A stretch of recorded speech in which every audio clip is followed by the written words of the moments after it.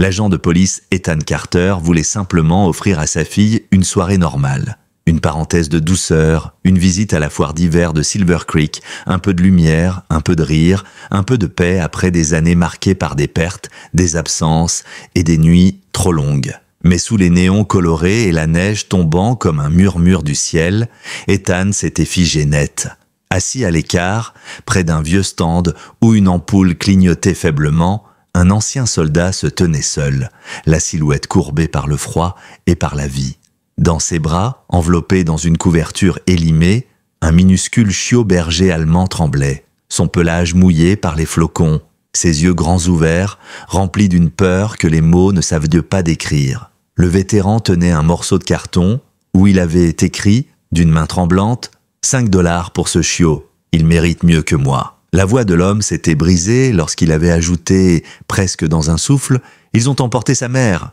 Des types qui volent des chiens dressés, des chiens précieux, je ne peux plus le protéger. » Et là, quelque chose s'était fissuré en Ethan. Il avait déjà vu la cruauté. Il connaissait les ombres qui vivent dans les ruelles du monde. Mais dans les yeux de ce chiot, dans ce regard suppliant où l'innocence se mélangeait à la détresse, quelque chose avait serré son cœur avec une force presque douloureuse.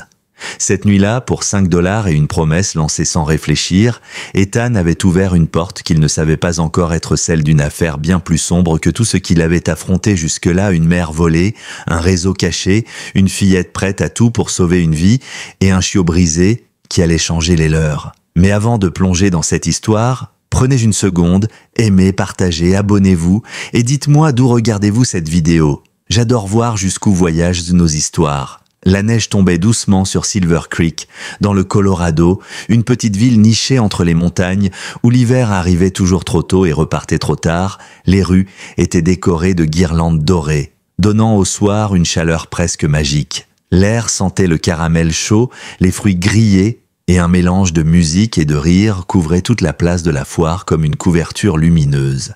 Parmi la foule avançait l'agent Ethan Carter, 39 ans, épaules larges, la démarche de quelqu'un qui avait passé la moitié de sa vie en uniforme. Même hors service, même avec sa veste d'hiver bleu nuit entr'ouverte, il restait ce genre d'homme qui entend chaque bruit anormal, qui analyse chaque geste. Ses cheveux noirs portaient quelques mèches argentées près des tempes et ses yeux gris, d'un calme mystérieux, trahissaient des années de fatigue qu'il n'avouerait jamais. À ses côtés sautillait sa fille de 9 ans, Aria Carter, joues rosies par le froid, bonnet jaune enfoncé jusqu'aux sourcils, tenant entre ses petites mains un gobelet de chocolat chaud presque aussi grand qu'elle. Elle fredonnait en rythme avec la musique country qui résonnait depuis la scène principale.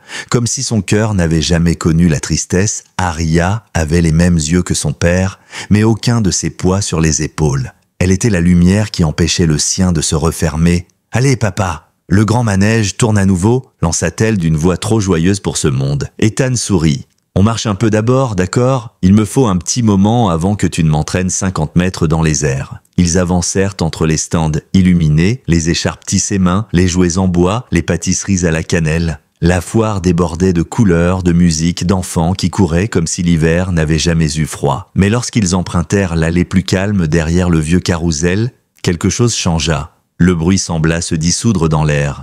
La lumière devenait plus pâle. Un silence étrange flottait. C'est là qu'ils l'aperçurent. Sous le halo vacillant d'un lampadaire, un vieil homme était assis contre un chariot branlant. Son manteau usé pendait comme une peau trop lourde. Ses bottes étaient fendillées par des années de neige et son visage disparaissait dans une barbe grise et emmêlée. Le carton posé contre sa botte disait, avec une écriture tremblante, « 5 $ pour ce chiot. Il a besoin d'une vraie vie. » Il leva les yeux quand ils approchèrent. Ses pupilles, bleu pâle, étaient fatiguées mais encore pleines d'une sorte de douceur éteinte. Dans ses bras, un minuscule berger allemand, pas plus de 2 mois, frissonnait dans sa couverture déchirée. Son museau tremblait, ses oreilles à moitié collées par la neige fondue. Aria fut la première à s'arrêter. « Papa, regarde !» murmura-t-elle. Les mains du vieil homme tremblaient lorsqu'il resserra la couverture autour du chiot. « Je l'appelle Shadow, dit-il d'une voix rauque. Sa mère, Nova, elle n'est plus là. » Ethan s'accroupit, le souffle formant des nuages blanchâtres. « Plus là ? Qu'est-ce que vous voulez dire ?» L'homme regarda autour de lui, comme si les ombres derrière les stands pouvaient l'entendre. « Ils l'ont prise, 3 nuits plus tôt. Des types qui volent des chiens dressés, des chiens qui valent cher. Ils savent comment opérer, rapide, silencieux. Nova était tout pour moi. Ethan sentit quelque chose se tendre dans sa poitrine. « Vous l'avez signalé ?» Le vieil homme hocha la tête, amer, une fois. Mais les anciens soldats comme moi, les gens ont arrêté de nous croire il y a longtemps. Il n'y avait pas que de la tristesse dans sa voix, il y avait de la honte. Une honte que seul quelqu'un ayant vécu que ça pouvait reconnaître. Arya s'agenouilla près du chariot et posa doucement sa moufle sur la petite tête tremblante du chiot. Il a froid et il a peur. Le visage du vieil homme s'adoucit. Il est tout ce qu'il me reste d'elle. Mais je ne peux plus m'occuper de lui. Je n'arrive déjà plus à m'occuper de moi. 5 $, monsieur. Pas pour moi. Pour lui. Il avait remarqué la plaque d'Ethan dépassant légèrement de sa veste ouverte. « Comment vous appelez-vous » demanda Ethan. « Harold Bennett », répondit-il après une seconde. « Ancienne unité K9. Il y a longtemps, quand je servais encore à quelque chose, Arya leva les yeux vers son père. « S'il te plaît, papa, on ne peut pas le laisser là. » Ethan voulut dire non. Il l'avait déjà dit des dizaines de fois, chats errants, oiseaux blessés, chiens perdus. Arya voulait sauver tout ce qui respirait. Et il avait appris à la freiner doucement. Mais cette fois, aucun mot ne sortait.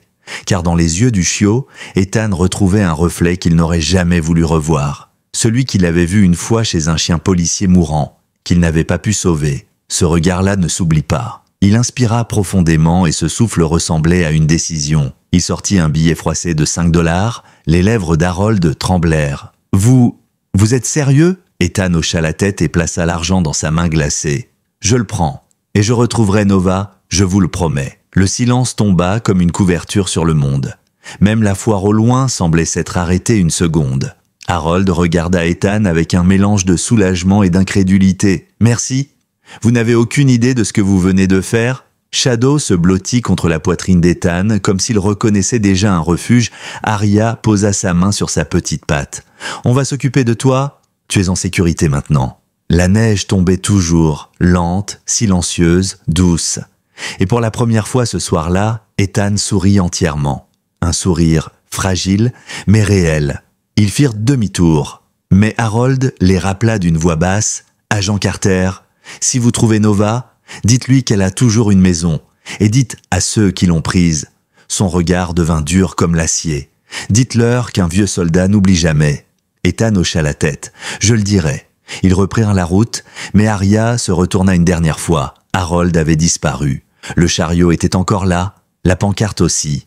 Mais pas une seule trace de pas dans la neige. « Papa, il est où ?» chuchota Arya. Ethan ne répondit pas. Il serra Shadow contre lui. Et quelque part dans sa tête, une inquiétude se réveilla. Il savait que ce qu'il venait de faire n'était pas de la charité, c'était un commencement. Le lendemain matin, Silver Creek était enfoui sous une épaisse couverture blanche. La tempête avait balayé la ville comme une vague silencieuse, laissant derrière elle un calme presque sacré. Un silence si profond qu'on avait l'impression que le monde retenait son souffle.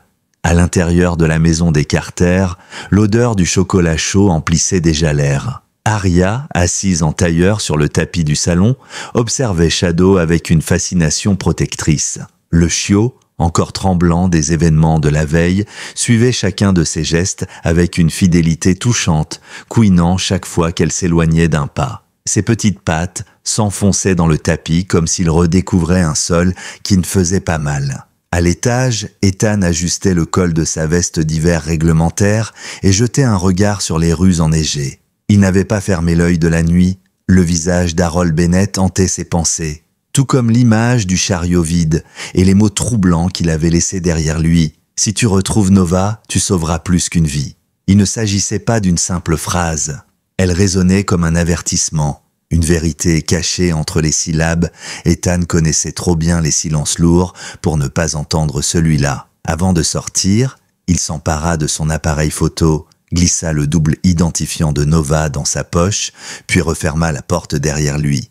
L'air glacé lui mordit immédiatement les joues. Il marcha en direction du nord, là où Harold avait indiqué la disparition. La neige crissait sous ses bottes, chaque pas s'enfonçant profondément dans la poudre fraîche.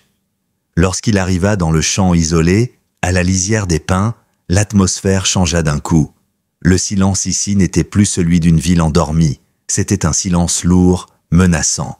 Un silence qui cachait quelque chose, il se pencha, écarta la neige du bout de sa main gantée. Un éclat métallique refléta la lumière grise du matin.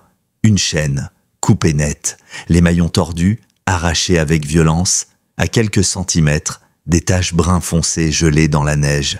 Du sang. Pas assez pour signifier une mort, mais trop pour ne pas parler de lutte.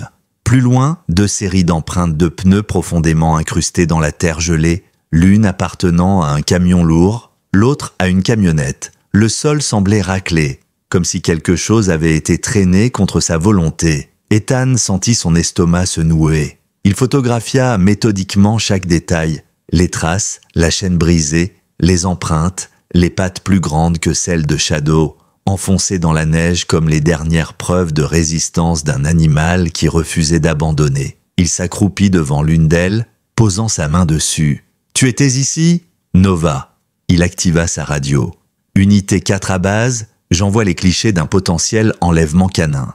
Zone nord, près de la lisière des pins.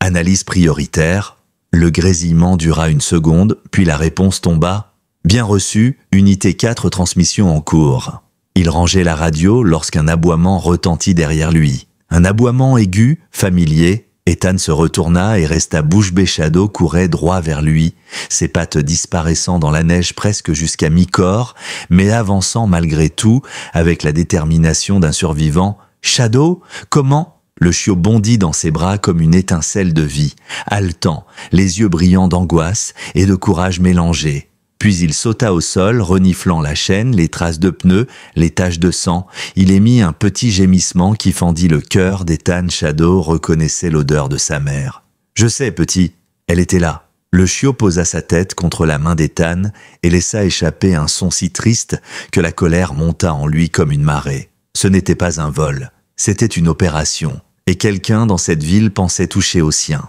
Quelques heures plus tard, au commissariat, les analyses confirmèrent ses pires craintes. Les pneus appartenaient à un véhicule enregistré sous une vieille compagnie de logistique de Denver, officiellement fermée depuis 8 ans. Une compagnie écran typique, utilisée par des réseaux qui travaillent dans l'ombre. Ethan rentra chez lui alors que la neige recommençait à tomber. Il roulait lentement, ses pensées défilant plus vite que la route. Mais lorsqu'il tourna dans son quartier, son instinct le força à freiner. Une camionnette noire, vitres teintées, moteur allumé, garée à 2 maisons de la sienne, parfaitement immobile. Ethan coupa les phares et observa un homme descendit. Grand visage banal, presque trop banal pour être honnête. Le genre de visage qu'on oublie aussitôt. Il tenait un appareil photo à objectif long et il prenait des photos des cours des voisins. Non pas des maisons, non pas des voitures, mais des chiens. Ethan sentit sa main se crisper sur son volant. L'homme s'attarda devant la maison des Miller, où 2 chiens âgés jouaient dans leur enclos. Il ajusta son objectif. Clic, clic, clic. Puis, comme s'il avait senti la tension dans l'air, il leva les yeux, leurs regards se croisèrent. Une seule seconde, pas une seconde de trop. Et dans ce regard, Ethan ne vit ni surprise, ni peur, juste du calcul. L'homme remonta dans la camionnette et démarra. Ethan saisit son téléphone, prit une photo, mais il n'y avait aucune plaque, juste un support vide et un autocollant temporaire presque arraché par le gel. Il zooma, captura ce qu'il pouvait, puis suivit le véhicule à distance. La camionnette roula vers la zone industrielle, des entrepôts délabrés, cachés derrière les sapins. Elle tourna dans une allée clôturée où un panneau rouillé oscillait dans le vent. Rourke Tactical Canine Center, propriété privée. Le nom fit frissonner Ethan. Caleb Rourke, ex-contractuel, ex-entraîneur canin, ex-homme de loi, potentiellement criminel depuis longtemps. Il observa par ses jumelles. Un garde tirait violemment 2 bergers allemands. L'un tenta de reculer. Le garde tira plus fort. Le gémissement de l'animal traversa l'air gelé. Ethan sentit une rage froide monter en lui. Il prit des photos, il prit une décision, puis il repartit. Lorsqu'il entra chez lui, Arya accourut vers lui, Shadow derrière elle, minuscule mais déjà prêt à défendre sa nouvelle famille. « Papa, tu as trouvé la maman de Shadow ?» Ethan posa sa main sur sa joue. « Pas encore, ma puce, mais je suis sur la bonne piste. » Ce soir-là, alors que la maison s'apaisait, Ethan examina les photos sur son bureau, chaque image était un fil. Et tous ces fils menaient au même homme, Caleb Rourke. Mais lorsqu'il releva les yeux, il aperçut par la fenêtre une silhouette immobile dans une camionnette noire, la même, garée à quelques maisons, moteur éteint. Rourke le surveillait, et il ne se cachait même plus. La tempête s'épaississait encore lorsque la nuit recouvrit Silver Creek d'un voile glacé. Le vent soufflait contre les fenêtres de la maison Carter comme une bête affamée cherchant à entrer. L'intérieur était calme, mais un calme fragile. Celui qui peut se briser au moindre souffle, Ethan n'arrivait pas à rester assis. Il faisait les 100 pas dans le salon, jetant des regards réguliers vers l'extérieur. La camionnette noire avait disparu peu avant minuit, mais il savait que son absence ne signifiait rien. Les hommes, comme Caleb Rourke, ne dormaient jamais vraiment. Ils attendaient, ils observaient, ils frappaient quand on baissait la garde. Shadow, installé à ses pieds, suivait ses mouvements d'un œil inquiet, la queue plaquée au sol. Le chiot semblait plus nerveux que d'habitude. Il allait et venait entre la porte d'entrée et la fenêtre arrière, comme s'il sentait quelque chose que les humains ne percevaient pas. Aria, quant à elle, dormait à l'étage, blottie contre ses peluches, épuisée par ses émotions. Ethan l'avait bordée en lui promettant que tout irait bien. Il se sentait presque coupable d'avoir menti, parce qu'au fond de son cœur, il savait que rien n'allait encore. Il s'installa à son bureau et déposa devant lui l'ensemble des photos prises plus tôt dans la journée. Chacune apportait un morceau du puzzle. La chaîne coupée, les traces de pneus, les cages aperçues derrière la grille du centre Rourke, les chiens terrifiés, le garde violent, la camionnette noire sans plaque.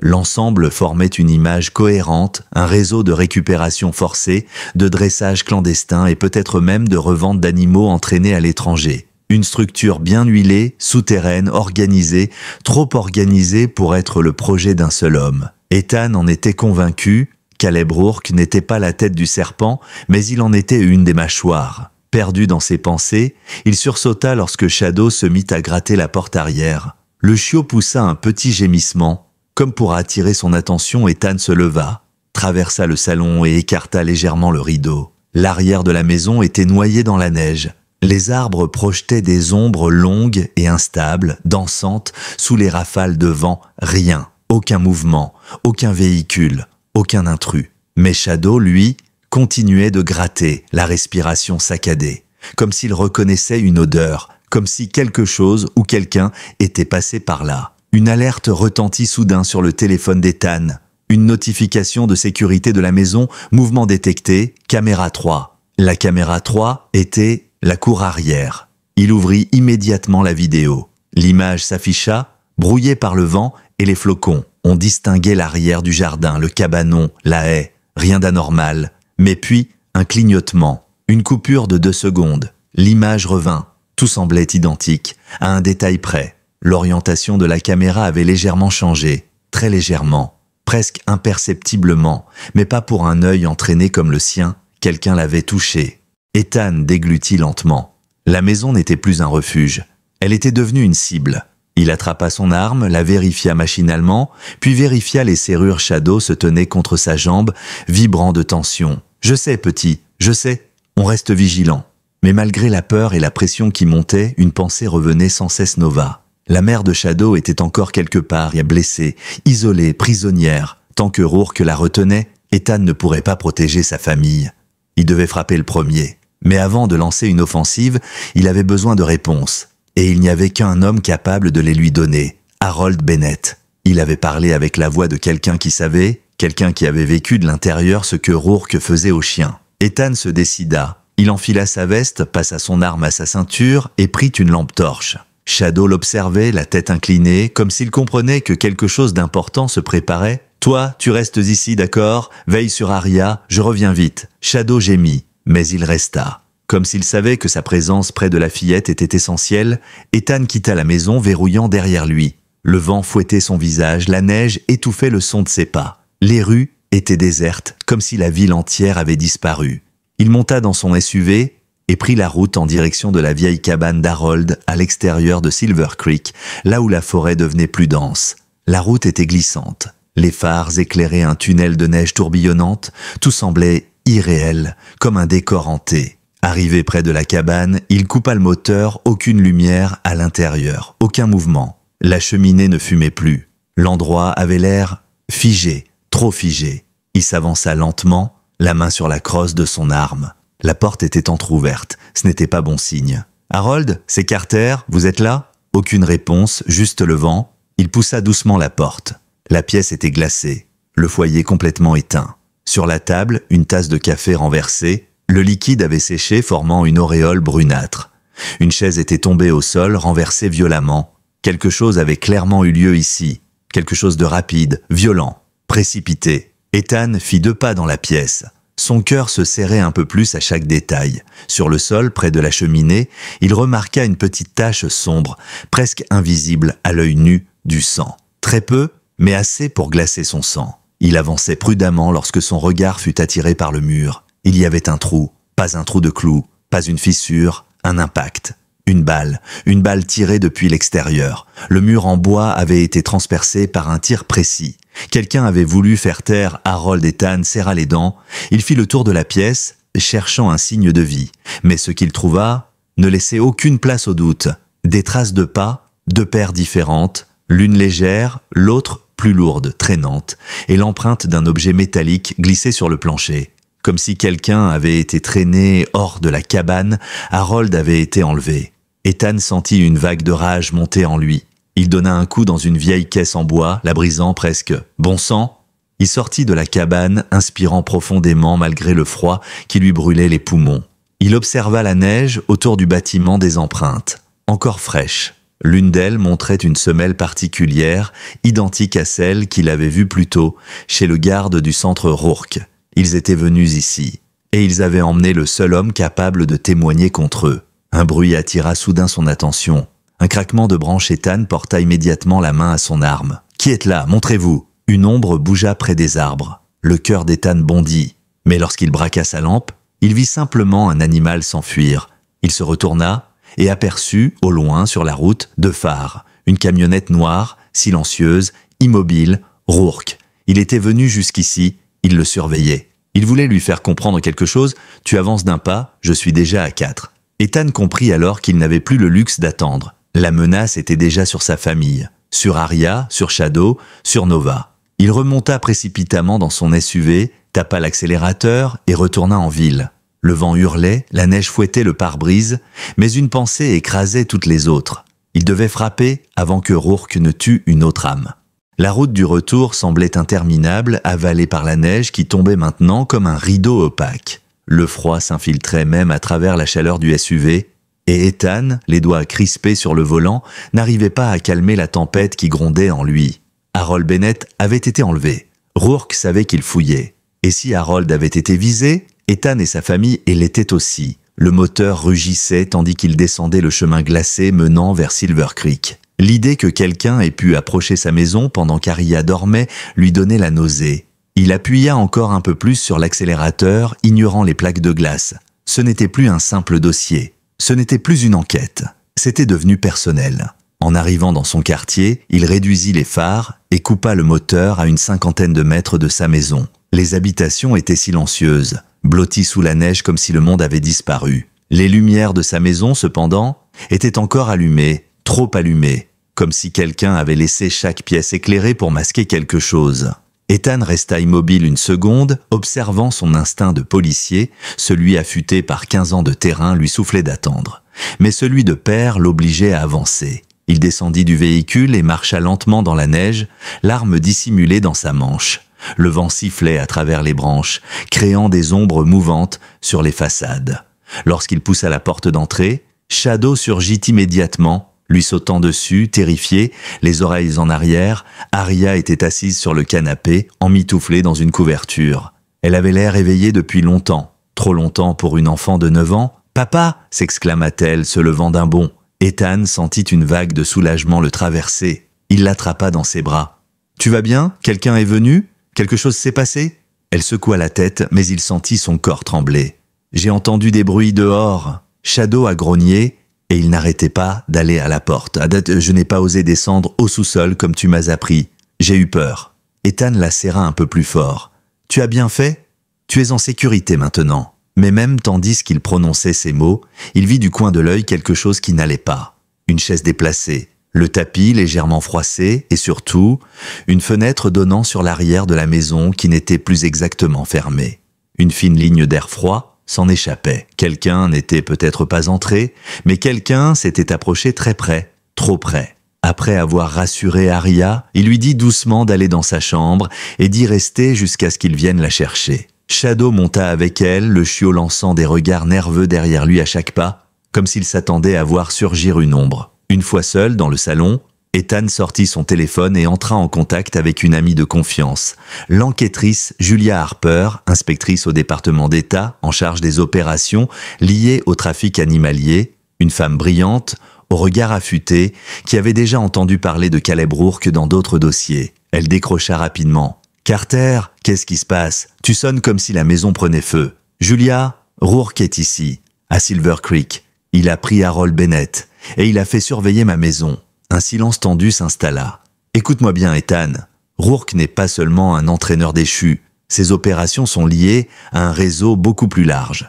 Des chiens militaires, des chiens de police, des unités entières vendues au marché noir. On parle de groupes privés à l'étranger prêts à payer des sommes astronomiques. S'il t'a repéré, tu dois te tenir prêt à tout. Je n'ai pas le luxe de fuir, répondit Ethan, la voix basse. Nova est toujours en vie, Harold. Peut-être aussi.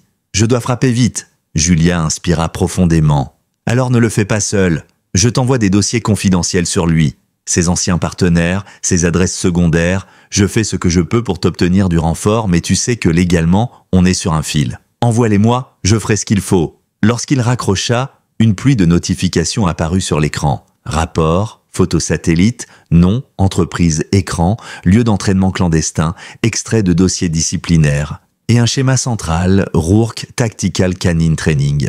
Le lieu où Ethan avait déjà surpris des cages, le cœur de l'opération.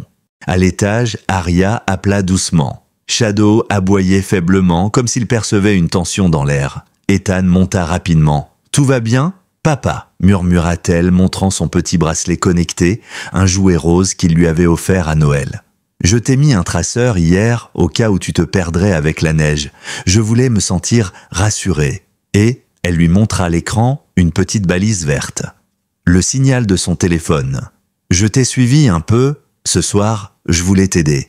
Mais la neige m'a fait glisser, alors je suis revenu. » Le cœur d'Ethan manqua un battement. Il imagina Aria seul dehors dans cette tempête, alors qu'il affrontait des hommes prêts à tout. Son sang se glaça. Il posa ses mains sur ses épaules. « Plus jamais tu ne fais ça. C'est compris, ma puce? Plus jamais. » Elle baissa la tête.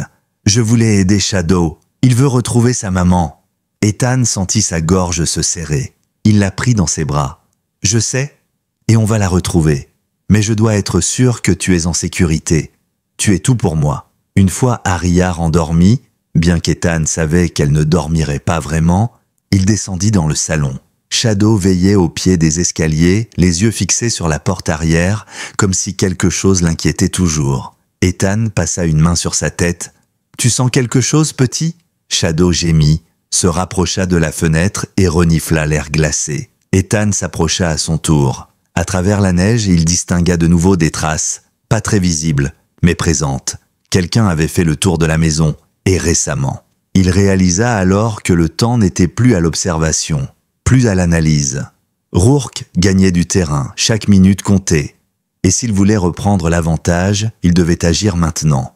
Il retourna dans le garage, attrapa une lampe frontale, des gants, une caméra miniature et un sac contenant quelques outils. Shadow trottina derrière lui, comme prêt à repartir dans la neige. « Pas cette fois », murmura Ethan. « Toi, tu restes avec Aria, tu es son garde. » Shadow émit un grognement doux, comme pour lui promettre qu'il ne laisserait rien approcher. Ethan éteignit les lumières, prit une longue inspiration et se glissa dehors par la porte latérale. La nuit l'avala comme une ombre de plus. Le vent se mit à hurler et au loin, quelque part dans l'obscurité, un moteur ronfla brièvement. Il savait exactement où il devait aller, le centre Rourke. L'endroit où Nova était retenue. L'endroit où Harold avait peut-être été emmené, et l'endroit où Caleb Rourke l'attendait déjà. La nuit semblait encore plus froide que les précédentes, alors qu'Ethan traversait le quartier en silence. Ses pas s'enfonçaient dans la neige fraîche, effaçant aussitôt toute trace de son passage. Le ciel, chargé de lourds nuages gris, ne laissait filtrer qu'une pâle lueur de lune, suffisante pour distinguer vaguement les silhouettes des maisons endormies. Chaque souffle d'air mordait sa peau, mais il avançait déterminé, une tension sourde vibrant dans chacun de ses muscles. Au fond de son esprit, il revoyait l'expression d'Harold Bennett lorsqu'il lui avait confié « Shadow », une détresse qu'il comprenait mieux maintenant. Rourke était prêt à tout, et Ethan venait de comprendre qu'il ne s'attaquait pas seulement aux animaux. Il s'attaquait à ceux qui tentaient de les protéger. Il atteignit les limites de Silver Creek et emprunta un petit chemin couvert de pins, la route menant au centre clandestin. Le vent fit grincer les branches au-dessus de sa tête, comme si la forêt elle-même tentait de l'avertir. La faible lumière de sa lampe frontale éclairait à peine le sentier. À plusieurs reprises, il crut entendre quelque chose se déplacer entre les arbres, mais chaque fois qu'il se retournait, il ne voyait rien d'autre que des ombres mouvantes. Lorsqu'il arriva enfin à proximité du centre Rourke, il coupa la lampe et resta immobile entre deux troncs massifs. L'endroit était plus animé que lors de sa première infiltration. Des phares se reflétaient contre les vitres sales. Une silhouette passait près du grillage, probablement un garde. Une autre déplaçait des caisses près de la porte d'un hangar. Sans un bruit, Ethan sortit la petite caméra miniature de sa poche, l'accrocha discrètement à une branche et orienta l'objectif vers l'entrée principale. Il étudia ensuite les alentours. Le grillage était haut, doublé de barbelés, mais il connaissait une section affaiblie derrière un vieil entrepôt. C'était là qu'il était passé quelques jours plus tôt. Il contourna les bâtiments avec prudence, prenant soin d'éviter les zones éclairées. Alors qu'il s'approchait du point d'accès, un mouvement attira son attention. Un garde venait d'allumer une cigarette juste au-dessus de la zone affaissée. Ethan se plaqua contre un mur, retenant son souffle. L'homme fuma longuement, expirant des volutes blanches qui se mêlaient à l'air glacé. Puis il fit quelque chose qui serra le cœur d'Ethan. Il donna un coup de pied dans une caisse posée près de lui.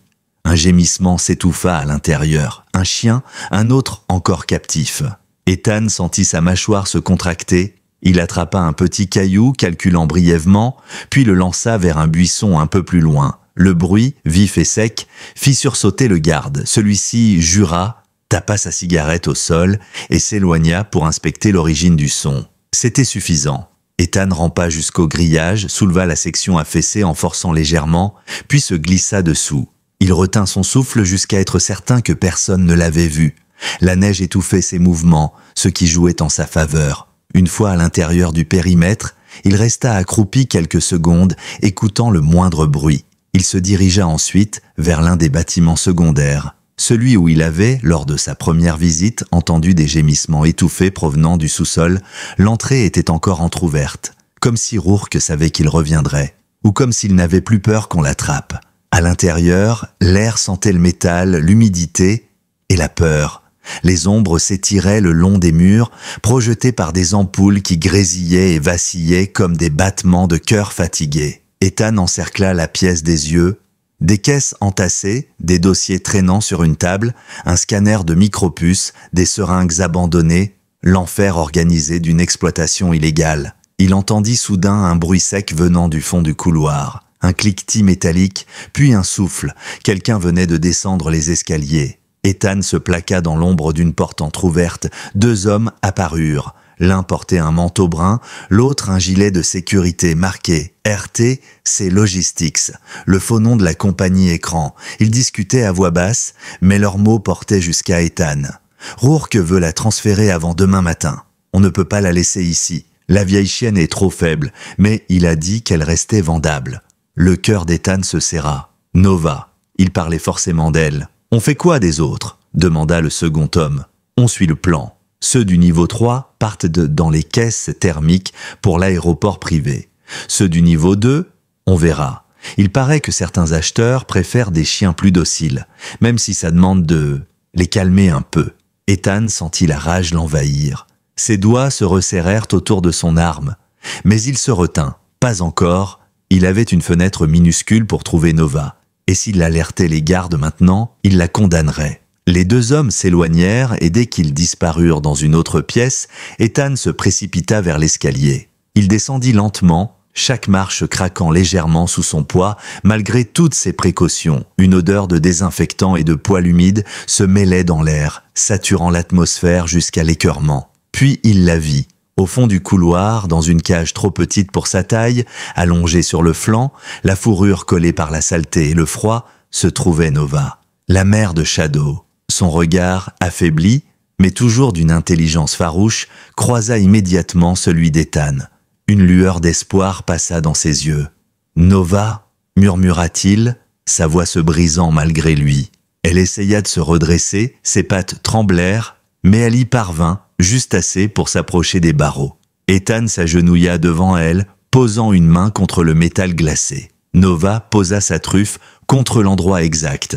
Un lien silencieux se créa, puissant, incassable. « Je vais te sortir de là, je te le promets. » Mais avant même qu'il n'essaie de briser la cage, une voix retentit derrière lui. Une voix qu'il connaissait, une voix qui ne portait aucune émotion. « Tu aurais dû m'écouter, Carter !» Ethan se retourna lentement. Caleb Rourke se tenait à 10 mètres de lui, bras croisés, un sourire glacé au coin des lèvres, 2 hommes armés encadrant sa silhouette. « Je t'ai laissé entrer volontairement, » dit-il en avançant d'un pas. « Je voulais voir jusqu'où ta naïveté irait. Maintenant, je sais. » Ethan resta immobile, analysant la distance, les sorties possibles, les angles morts. Il n'avait pas peur, pas pour lui, mais Nova, elle, n'aurait peut-être pas une seconde chance. Rourke haussa un sourcil presque amusé. « Tu n'as aucune idée de ce que tu viens de déclencher. » Mais c'est à ce moment précis que quelque chose, un bruit étouffé, un frottement, une ombre rapide, attira simultanément l'attention des 2 hommes armés. Un mouvement derrière les caisses, Ethan sentit son cœur s'arrêter. Quelqu'un venait d'entrer, quelqu'un que Rourke n'avait pas vu, quelqu'un que lui, Ethan, n'aurait jamais imaginé retrouver ici. L'histoire prenait un tournant encore plus dangereux. Ethan sentit une vague glaciale lui traverser l'échine. L'ombre venait de surgir derrière un empilement de caisses métalliques, son mouvement si furtif qu'il n'était pas certain, l'espace d'un battement de cœur, de ne pas l'avoir imaginé. Mais l'un des hommes de Rourke pivota brusquement, son arme levée, prêt à tirer. Rourke, lui, ne bougea pas d'1 millimètre. Il resta parfaitement immobile, comme un prédateur certain que sa proie finirait dans son piège. « Sortez de là !» lança Rourke calmement. « Je n'aime pas les surprises. » Un cliquetis retentit. Une silhouette émergea enfin. Et Ethan sentit son souffle se couper. Un manteau trop grand, une écharpe bleue, les cheveux détrempés de neige et un regard qui mélangeait peur, courage et obstination pure. Arya, son propre enfant, sa fille, dans l'antre du monstre. Ethan sentit son cœur exploser dans sa poitrine. L'adrénaline monta comme une vague prête à déferler. « Arya ?» Sa voix se brisa, un éclat de panique qu'il n'avait pas réussi à masquer. La petite tremblait, ses doigts crispés sur une lampe de poche qu'elle devait avoir attrapée avant de quitter la maison Shadow couvert de neige, apparut à son tour derrière elle, haletant, ses petites pattes glissant sur le sol glacé. Ethan comprit alors ce qui s'était passé. Elle l'avait suivi. Encore, elle avait utilisé son vieux bracelet GPS. Elle avait cru pouvoir l'aider. Elle avait cru être courageuse. Et Shadow, fidèle, l'avait suivie comme un soldat miniature. Rourke éclata d'un rire bas, presque admiratif. « Eh bien, voilà une tournure intéressante. La bravoure est de famille, on dirait. » Ethan leva lentement une main. « Arya, ne bouge pas. » Mais Rourke fit un signe subtil du doigt. L'un de ses hommes attrapa Arya par le bras avant qu'elle ne puisse reculer. Shadow tenta de mordre, mais fut violemment repoussé d'un coup de botte. Le chiot roula sur le béton et couina de douleur. « Ne le touche pas !» hurla Ethan, la rage pure dans la voix. Rourke s'avança d'un pas, un sourire sinistre étirant ses lèvres. « Tu sais ce qu'il y a de fascinant chez les gens comme toi, Carter ? Vous pensez toujours pouvoir être partout à la fois, policier, sauveur, père, héros. Au final, vous échouez sur tous les fronts. » Il se tourna vers Arya, la fixant comme un chasseur observe une prise vulnérable. Quelle adorable petite fille, et courageuse apparemment, mais la bravoure n'a jamais protégé personne. Ethan sentit un poids écraser ses poumons. Il était acculé, coincé. Arya en otage, Nova affaiblie, Shadow blessé, et Rourke avait l'avantage. « Lâchez ma fille » souffla-t-il. Sa voix était basse, tremblante, prête à exploser. « Tu vas faire exactement ce que je te dis » répondit Rourke. « Ou je commence à briser tout ce à quoi tu tiens. » L'homme qui retenait Arya sortit un zip-tie en plastique. Shadow tenta encore d'avancer, mais glissa, incapable de tenir debout. Nova, dans sa cage, grogna faiblement, essayant de se dresser malgré son état. Ethan savait qu'il n'avait plus une seule seconde à perdre. Mais Rourke anticipait chacun de ses gestes. Il restait suffisamment loin pour éviter tout tir précis, mais suffisamment proche pour ordonner une exécution immédiate. C'était un piège parfait, jusqu'à ce qu'un bruit soudain déchire l'air derrière eux. Un choc, un hurlement, un corps tombant lourdement contre une caisse métallique. Tous se retournèrent d'un seul coup. Une silhouette venait de sauter depuis la mezzanine supérieure, atterrissant directement sur l'un des hommes de Rourke. Le garde s'effondra sous l'impact. La silhouette se releva immédiatement, agile, précise. Inspectrice Julia Harper, son arme déjà pointée, son badge visible sur la veste, les renforts avaient été plus rapides que prévu. « Lâchez l'enfant !» cria-t-elle. Rourke jura. « Vous avez ramené la CIA avec vous, Carter ?»« Juste quelqu'un qui en a assez de votre merde », répondit Julia sans détourner son arme. La pièce bascula dans un chaos total. L'homme qui tenait Arya se retourna pour tirer sur Julia. Ethan profita de la seconde d'inattention et se jeta sur lui de toutes ses forces. Les deux hommes basculèrent au sol. L'arme du garde glissa sur le béton et tourna 2 fois avant de s'immobiliser près d'une caisse. Arya tomba à genoux, Shadow se jetant sur elle pour la protéger, Rourke dégaina à son tour mais Julia tira la première. Une balle siffla dans l'air, fracassant une lampe au-dessus de sa tête et plongeant le couloir dans une semi-obscurité. Nova se redressa d'un bond, galvanisée par le chaos. Elle se mit à aboyer, un son rauque, mais puissant, qui résonna comme un cri de guerre. Ethan parvint à assommer son adversaire d'un coup sec. Puis, il se releva d'un bond, attrapa Arya dans ses bras et la serra contre son torse. « Ça va, mon amour? Tu n'as rien ?» Elle secoua la tête, les larmes aux yeux. « Je suis désolé, papa, je voulais juste t'aider. »« Tu m'as aidé. » Il la posa derrière lui. « Maintenant, reste avec Julia. Ne bouge plus. » Le chaos gagnait tout le sous-sol. Les chiens aboyaient, les lumières clignotaient, les tirs éclataient. Les ombres dansaient sur les murs. Rourke recula lentement vers une autre porte, un sourire mauvais aux lèvres. « Vous croyez avoir gagné? Ce n'est que le début. » Il appuya sur un bouton sur son téléphone. Un bip résonna dans tout le bâtiment. Julia pâlit. « Carter, il vient d'activer le protocole Oméga. C'est quoi ça? Le système d'effacement. Il va faire exploser l'aile sud et brûler toutes les preuves, et peut-être plus. » Une vibration lourde gronda sous leurs pieds. Des mécanismes se mirent à tourner. Un souffle chaud passa sous les grilles du sol. Rourke sourit. « Vous avez exactement 4 minutes. Après, cet endroit ne sera plus qu'un souvenir. » Il disparut dans un couloir arrière avant qu'Ethan ou Julia puissent en tirer. Ethan attrapa les barreaux de la cage de Nova et donna un coup sec avec une barre métallique. Le cadenas céda dans un craquement. « Viens, ma belle, on rentre à la maison. » Nova bondit hors de sa prison, chancelante mais déterminée. Shadow accourut vers elle et se colla contre son flanc, comme pour lui dire « Je suis là. »« Julia, prends Arya !» cria Ethan. « On doit sortir ces chiens. On a 3 minutes, Carter. Alors on court. » Le bâtiment tout entier vibrait, comme un animal blessé prêt à imploser. Mais Ethan n'abandonnerait personne, ni Nova, ni Shadow, ni Arya, ni aucun des chiens enfermés ici. Il avait déjà échoué une fois dans sa vie. Jamais plus. Il se redressa, attrapa Shadow et cria « On évacue tout le monde, maintenant ?» Le compte à rebours avait commencé. Le sol vibrait maintenant comme une bête prête à rugir, les murs tremblaient légèrement et des particules de poussière tombaient du plafond à chaque secousse. Le protocole Oméga, cette monstruosité imaginée par Rourke, transformait le centre en bombe à retardement. Une chaleur anormale commença même à s'élever depuis les conduits d'aération, comme un souffle d'enfer. Le temps pressait vraiment. Ethan sentait dans son ventre une urgence presque animale. Il n'avait plus le droit à l'erreur. Pas avec Arya ici, pas avec Nova, enfin retrouvée, pas avec toutes ces vies enfermées dans ces cages métalliques. « Julia, à gauche !» cria-t-il, alors que l'inspectrice tentait d'ouvrir une seconde rangée de cages. Les chiens hurlaient, aboyaient, certains recroquevillaient, d'autres secouaient de tremblements. Ils sentaient la peur, le chaos, la chaleur. Les animaux ne mentent jamais. Ils savaient que la mort s'approchait.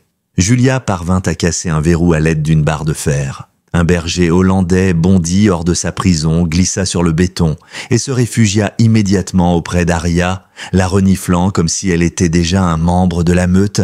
Arya, courageuse, malgré les larmes encore accrochées à ses joues, posa une main douce sur la tête du chien. « Tout va bien, viens avec nous. » Sa voix tremblait, mais elle avait quelque chose d'étonnamment apaisant. Ethan sentit une fierté traverser son cœur, malgré la terreur du moment. « On a 2 minutes 30 !» hurla Julia. « Il faut sortir tout le monde !» Ethan sprinta vers la dernière rangée.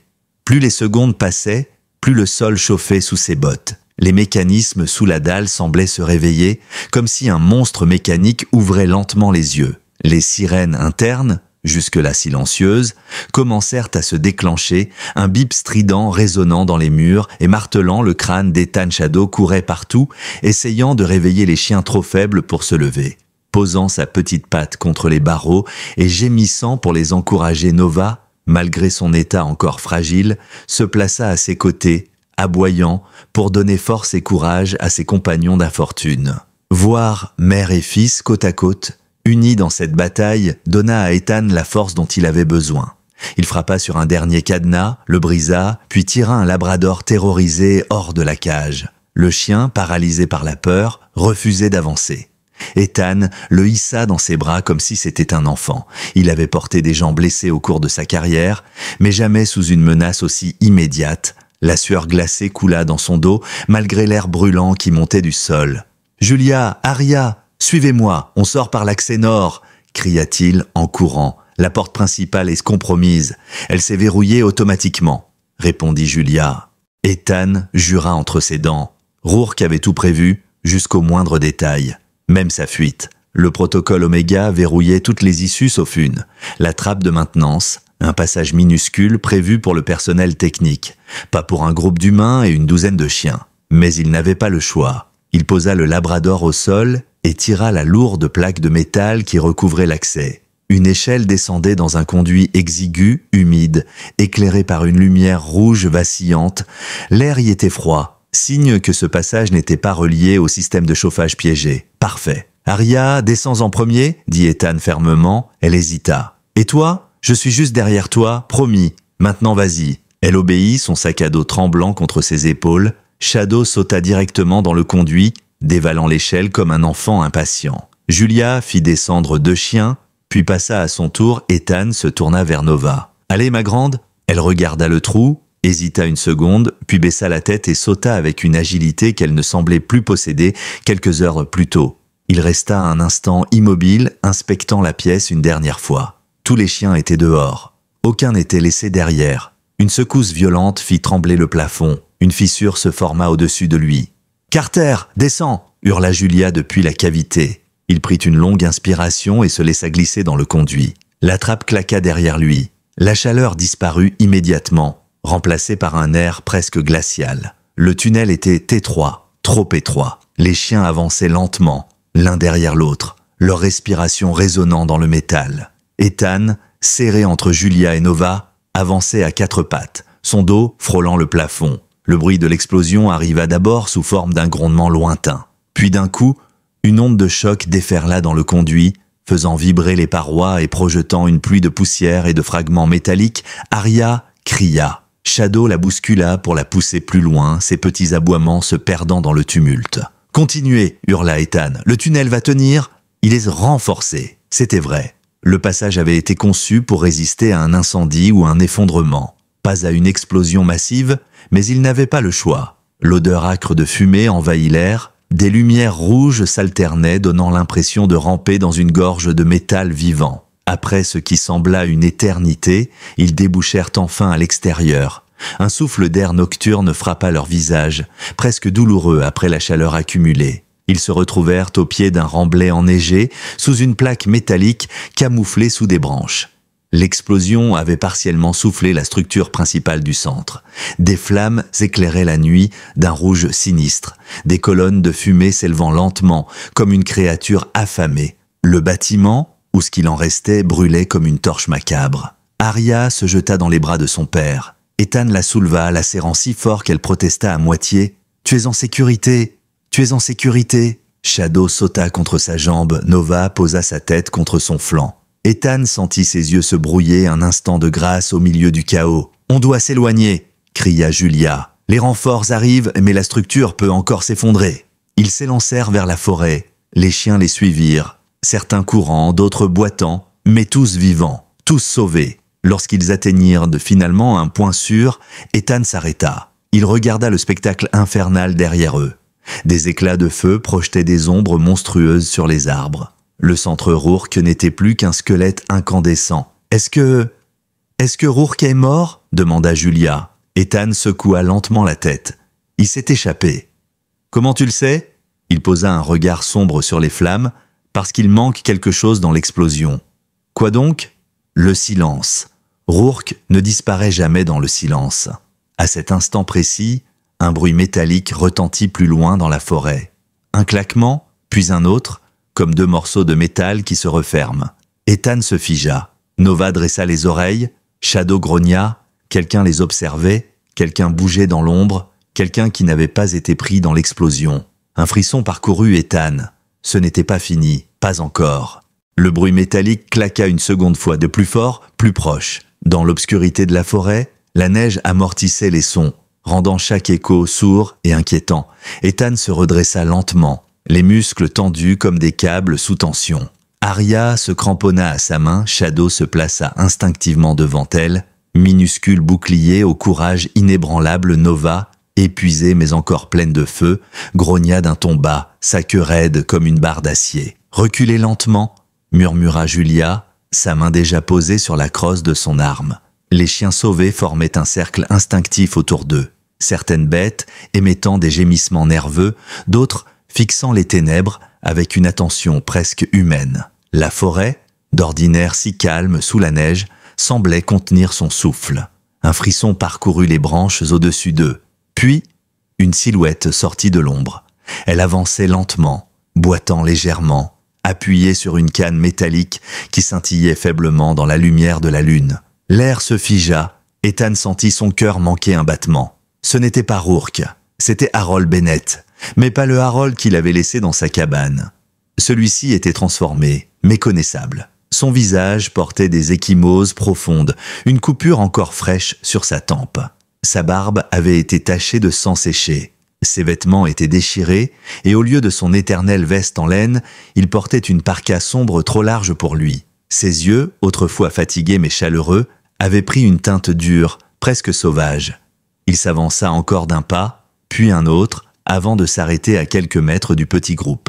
Son regard balaya Arya, Shadow, Nova, Julia, puis se posa sur Ethan. « Tu n'aurais jamais dû venir ici, Carter ?» La voix d'Harold était cassée, rauque, comme si on lui avait broyé la gorge. Ethan se sentit pris d'un vertige. « Harold, qu'est-ce qu'ils t'ont fait ?» Harold esquissa un rictus amer. « Pas ce que tu crois, je ne suis pas leur victime. Plus maintenant. » Nova grogna de plus belle, les poils hérissés. Shadow, lui, se rapprocha de sa mère, la queue basse, sentant la menace dans l'air. Julia fit un pas en avant. « Harold Bennett, agent fédéral à la retraite, vous êtes blessé, nous pouvons… » Il leva la main. « Tu n'as aucune idée de ce que tu affrontes, Harper? Tu penses que connaître le trafic animalier? Tu n'as vu que les miettes ?» Il posa sa canne contre un arbre, puis prit une grande inspiration. « Rourke n'est pas seul. Rourke n'a jamais été seul. Il n'est même pas intelligent. Il n'est qu'un pion, un employé. Moi aussi, autrefois, j'ai été un pion. » Ethan sentit son ventre se nouer. « Harold, arrête. Tu ne ferais jamais partie de ça. Tu nous as confié Shadow. Tu as essayé de sauver Nova. » Harold secoua légèrement la tête. « Je vous ai confié Shadow parce que c'était déjà trop tard. Parce que, dès l'instant où j'ai essayé de sortir Nova, je suis devenu un problème. Ils m'ont donné un choix. Et crois-moi, ils savent comment pousser un homme dans ses retranchements. » Julia fronça les sourcils. « Un choix ?» Il leva le regard vers elle. « Mourir ou collaborer ?» Un silence lourd tomba comme un couperet. « Et tu as… collaboré ?» demanda Ethan, incapable de cacher la déception tremblante dans sa voix. Harold hocha lentement la tête. « Au début, oui. J'étais vieux, fatigué. Je pensais que je pouvais faire semblant, les aider juste assez pour rester en vie. Je me disais que je trouverais un moment pour fuir, pour sauver Nova, pour dénoncer tout le réseau. » Il eut un rire bref, amer. « Mais Rourke est plus intelligent qu'il n'en a l'air. Ils m'ont fait surveiller, tester, manipuler. Et puis, quand je t'ai parlé, Carter… » Il baissa les yeux. « Ils m'ont ramené, brutalement. Et cette fois, ils m'ont donné un autre rôle. » Ethan serra les poings. « Quel rôle ?» Harold releva lentement la tête. Ses yeux avaient changé. Il n'y avait plus de chaleur, plus de doute, plus d'humanité, celui de messager. La neige tomba plus lourdement, étouffant les bruits autour d'eux. Julia resserra sa prise sur son arme. « Qui t'envoie » Harold sourit d'un sourire déformé. Ceux qui ont construit le programme Cani 9, ceux qui considèrent Rourke comme un idiot utile, ceux pour qui Nova et des chiens comme elle ne sont que des prototypes, ceux qui ont décidé que vous en saviez trop. Il fit un pas en avant. Les chiens se mirent tous à grogner, comme un seul organisme vivant. Harold leva la main montrant un petit dispositif attaché à son poignet. Un voyant rouge clignotait dessus. Ethan sentit son sang se glacer. « Harold, qu'est-ce que tu portes ?» Il répondit d'une voix incroyablement calme. « Une balise de localisation, pas pour me suivre. Pour suivre vous. » Arya retint un cri. Shadow aboya. Nova bondit en avant, mais Ethan la retint juste à temps. Harold inspira profondément, comme si le poids de tout ce qu'il allait dire l'écrasait. « Ils savent exactement où vous êtes. Ils arrivent avec du matériel que vous ne voulez pas affronter. Vous devez fuir. Maintenant. » Julia grimaça. « Alors viens avec nous. On t'enlève cette chose. On te protège. » Harold secoua la tête avec une fermeté désespérée. « Non, ils ont mis une charge intégrée dedans. Si je m'éloigne de vous, rien ne se passe. Mais si je pars avec vous, il déglutit. Je vous tue. » Ethan sentit son cœur se serrer. Il comprit quelque chose que Julia n'avait pas encore saisi. Harold était déjà condamné. Il s'avança d'un pas tremblant vers Ethan. « Prends Nova. Prends Shadow. Protège ta fille. Et cours. » Ethan secoua la tête. « On peut encore ?»« Non, rugit Harold. Tu n'as pas compris. Ils arrivent. Ce que tu as vu au centre n'était qu'une antenne locale. Le vrai réseau est 100 fois pire. Ils ont des équipes, des drones, des hommes entraînés. Tu dois partir. » La forêt trembla légèrement, le bruit d'un moteur lointain, puis un autre, puis un troisième. Julia pâlit. « On n'a plus le temps, Carter ?» Harold posa une main tremblante sur l'épaule d'Ethan. « Je suis désolé. Pour tout. Pour ce que j'ai été. Pour ce que je n'ai pas réussi à être. Mais fais-moi une faveur. Dis à ce petit, dis à Shadow, qu'il aurait fait un bon soldat et un meilleur fils que je n'ai jamais été. » Ethan sentit les larmes monter malgré lui. Harold recula, un dernier sourire triste, presque apaisé. « Maintenant, cours !»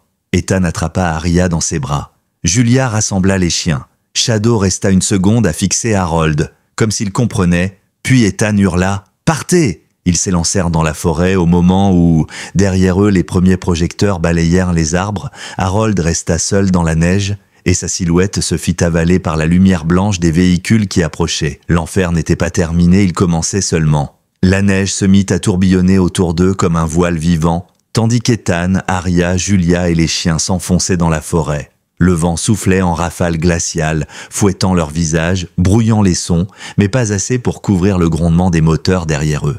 Shadow courait juste devant Ethan, oreilles couchées, le souffle rapide mais déterminé, Nova boitant légèrement mais avançant avec une férocité presque surnaturelle. Les autres chiens, libérés mais affaiblis, suivaient à un rythme chaotique, formant un troupeau effrayé mais soudé par un instinct primal. Survivre. Julia jetait des regards fréquents par-dessus son épaule. À travers les arbres, la lumière de phare perça soudain la nuit, des faisceaux puissants capables de traverser la brume et la neige comme des lames, plusieurs véhicules. Des silhouettes descendaient, des hommes en combinaison sombre, pas des chasseurs, pas des vigiles, des opérateurs militaires. Ethan serra davantage Arya contre lui et accéléra, le souffle court. « On doit atteindre la crevasse !» cria Julia, le vent volant sa voix. « Si on la dépasse, ils auront du mal à suivre avec leur véhicule. » Ethan hocha la tête. La crevasse. Une faille rocheuse dans laquelle l'eau de fonte s'écoulait au printemps, mais qui, en hiver, devenait un passage naturel glissant, dangereux, mais étroit, trop étroit pour une poursuite motorisée. Arya tremblait dans ses bras, mais elle ne pleurait pas. Elle fixait la neige, Shadow, puis la forêt. Ses petites mains agrippaient la veste d'Ethan avec une force presque disproportionnée. Soudain, une rafale de lumière blanche éclata entre les arbres. Un drone, puis un deuxième. Ils planaient au-dessus de la forêt, leurs projecteurs pivotant pour balayer le sol. Ethan sentit son cœur grimper dans sa gorge. « Continuez !» hurla Julia. « Je vais essayer de brouiller le signal du plus proche. » Elle s'arrêta un instant derrière un tronc massif, sortit un petit boîtier métallique de sa poche, un dispositif improvisé avec un écran clignotant, ce n'était pas prévu. Pas réglementaire. Mais Julia Harper n'était pas du genre à respecter les règles quand des vies étaient en jeu. Elle appuya sur 2 boutons, le boîtier émit un bourdonnement sourd et le drone au-dessus d'eux vacilla, comme s'il perdait son équilibre puis s'écrasa lourdement dans la neige, envoyant un nuage blanc dans l'air. « Un de moins » souffla-t-elle, mais le second drone pivota immédiatement vers l'origine de la perturbation, ses capteurs rouges s'allumant comme des yeux furieux. « Julia !» cria Ethan. « J'arrive !» Elle détala, le drone la suivant de près, mais Nova surgit soudain de derrière un rocher, bondissant avec la force d'un animal désespéré. Elle attrapa le drone entre ses crocs, l'envoyant valser dans un arbre, où il éclata en morceaux métalliques. Nova retomba lourdement, grogna, mais se redressa aussitôt. Ethan ne put contenir un souffle admiratif. « Bonne fille !» Le vacarme derrière eux s'intensifia, les hommes avançaient maintenant à pied. On entendait leurs ordres secs, leurs pas écrasant la neige, le clic des armes prêtes à tirer. Ethan sentit une montée d'adrénaline. Pas de temps à perdre. Ils atteignirent enfin la crevasse, un gouffre étroit, d'une quinzaine de mètres de long, dont la descente était presque verticale. Un terrain parfait pour ralentir leurs poursuivants, mais dangereux, surtout avec Arya. Julia arriva à leur hauteur. « Je passe en première. Carter, tu me passes d'Arya, doucement. » Ethan hésita. Moins d'une seconde, Julia descendit le long de la paroi rocheuse, s'agrippant à la glace comme si elle avait fait ça toute sa vie. Lorsqu'elle fut à mi-parcours, elle leva les bras. « En voilà !»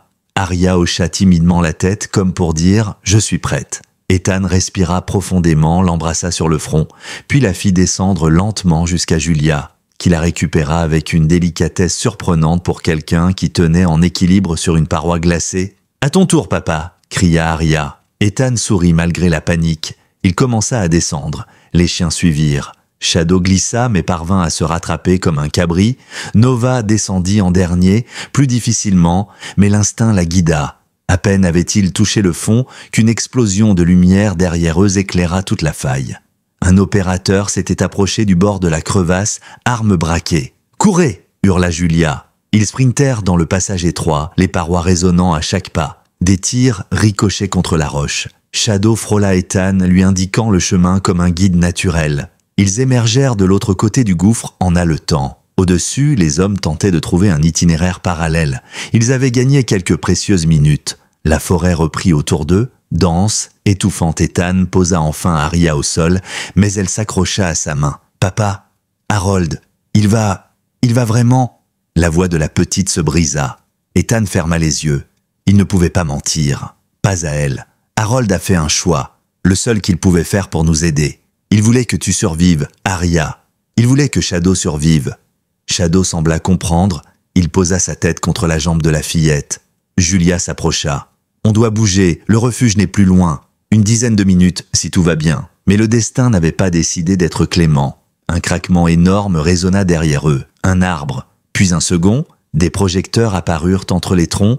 Ethan sentit son sang se glacer. « Ils nous bloquent l'accès nord. » Julia jura entre ses dents. « Ce n'est pas possible. Ils ont prévu le repli. Quelqu'un les guide. » Arya serra la main d'Ethan plus fort. « Papa, Shadow dit qu'on doit aller là-bas. » Elle pointa un petit sentier presque invisible, étouffé sous la neige, que même Ethan n'avait pas remarqué dans l'obscurité. Julia fronça les sourcils. « On ne voit rien. Tu es sûre, Arya ?» La fillette hocha la tête. « Shadow me l'a montré. » Ethan échangea un regard avec Nova, qui renifla brièvement la piste. Avant de hocher la tête comme si elle confirmait, il se tourna vers Julia avec un mince sourire. « Je crois qu'on ferait mieux de faire confiance à une fillette de 8 ans et à un chiot. » Ils s'engagèrent dans le sentier. Et ce fut alors qu'Ethan, tout en courant, sentit son téléphone vibrer dans sa poche. Il le sortit d'une main tremblante. Un message. Numéro inconnu, juste quelques mots. « Nous savons exactement où vous allez. » Ethan s'arrêta net, un frisson glacé lui traversant l'échine. Julia se retourna. « Qu'est-ce qu'il y a ?» Ethan montra l'écran. Elle blêmit. Arya prit la main de Shadow tremblante. Nova releva la tête. La partie n'était plus une fuite. C'était un piège. Et quelqu'un, quelque part, guidait chaque pas qu'il faisait. Le vent hurlait entre les arbres, tandis qu'Ethan, Arya, Julia et la meute couraient dans le sentier enneigé. Ils n'étaient plus simplement poursuivis. Ils étaient dirigés. Quelqu'un guidait leurs pas dans l'obscurité. Shadow trottait en tête, oreilles tendues, Nova à l'arrière, grognant à chaque craquement dans la forêt. Les drones abattus ne les avaient sauvés que quelques minutes. « On ne suit plus le chemin », lança Ethan. « On les surprend. » Arya désigna un vieux panneau à moitié enseveli. Sentier, du belvédère fermé depuis des années. Trop dangereux pour être surveillé. Ethan hocha la tête. « Parfait. Ils bifurquèrent, mais à peine eurent-ils traversé la pente qu'un tir vint frapper un tronc juste à côté d'eux. Ils se retournèrent d'un même mouvement. Un tireur d'élite en combinaison blanche les visait depuis un sommet rocheux. « Courez !» hurla Julia. La neige glissait sous leurs pas. Un second tir ricocha près d'Arya. Shadow bondit devant elle. Nova fut touchée de justesse, roulant dans la neige avant de se redresser, tremblante mais vivante. Ils dévalèrent la pente jusqu'à l'ouverture d'une petite grotte. En entrant, un tir fracassa la pierre au-dessus d'eux, scellant leur retraite. À l'intérieur, Ethan déposa Arya, encore secouée. Julia inspecta les parois. « On peut progresser, mais pas rester, ils vont contourner !» Shadow fixait l'obscurité derrière eux, oreilles le pointées. « Quelqu'un arrive !» murmura Arya. Des pas lourds résonnèrent. Ethan arma son poing. Une silhouette se dessina dans la lueur. Ethan sentit son cœur s'arrêter. « Harold ?» Harold avançait en titubant, la parka déchirée, le flanc couvert de sang. « Je n'ai pas beaucoup de temps, mais je devais vous retrouver. » Ethan le soutint. Julia, stupéfaite, murmura « Comment tu as survécu à la balise ?» Il sourit faiblement. « Je l'ai arraché, pas sans dégâts, mais écoutez-moi. Arya est suivie. Elle a absorbé des traces d'ADN quand Nova était enceinte. C'est comme une signature biologique. Ils peuvent la détecter. » Arya pâlit. Ethan la prit aussitôt contre lui. « Ce n'est pas ta faute ?» Harold inspira avec difficulté. « Il y a un moyen de la cacher ? Le refuge de haute altitude, l'ancien labo météo. On peut brouiller son empreinte là-bas, mais vous devez partir maintenant. Je ne peux pas continuer. » Il posa sa main sur Shadow. « Lui connaît le chemin, je l'avais entraîné quand il n'était qu'un bébé. Il vous mènera. » Shadow posa sa petite patte sur celle d'Harold comme un adieu silencieux. « Va mon garçon, et protège-les. » Harold s'effondra juste après, un souffle paisible quittant ses lèvres. Ethan le couvrit de sa parka, puis se redressa les yeux brûlants. « On bouge !» dit-il d'une voix brisée mais déterminée. Shadow ouvre la voie, Nova garde l'arrière, direction le refuge, on termine tout ça. La petite meute se remit en mouvement. Dehors, la nuit les attendait, et au-delà, leur dernière chance de survie.